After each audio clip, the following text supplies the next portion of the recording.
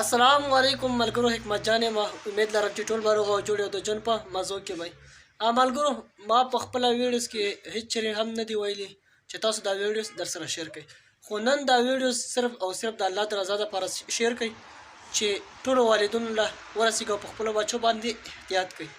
دا کوم تصویر چې تاسو له سیټ کې ښکاري دا تقریبا 3 4 5 سال هلک دی د باډې علاقې سره تعلق ساتي دا نن کوی ته غورځېدلی و 85 ګز کوی ته د ډېرو خلکو کوششونو نه بعد د ټول کور والا او د هغې ځای کوم چیرمین چې هغوی دا فیصله وکړه چې دا کوم کوی ته دا ماشوم غورځېدلی دی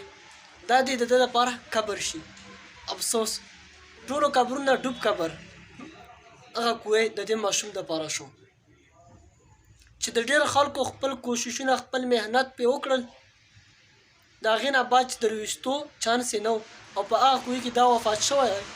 د دې کلي والا ټولو دا فیصله وکړه چېرې دا کم کوی چې کوم د هلک ورغورځېدلی دی دا د لپاره بس قبر شي او قبر یې ترې جوړ کړو تاسو له په دا سیټ کې تصویران هم ښکاري ویډیوز مطلب مې صرف دا و چې څومره والدین هم دي په خپلو بچو باندې خاص نظر وساتئ ځکه چې تاسو ته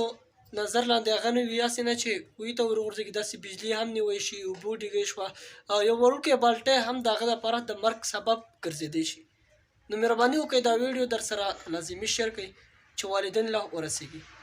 ډېره مننه نور چې هر چېرته هم یې الله خوشحاله آباد لره نور راکړئ ما له اجازت د لوی الله امان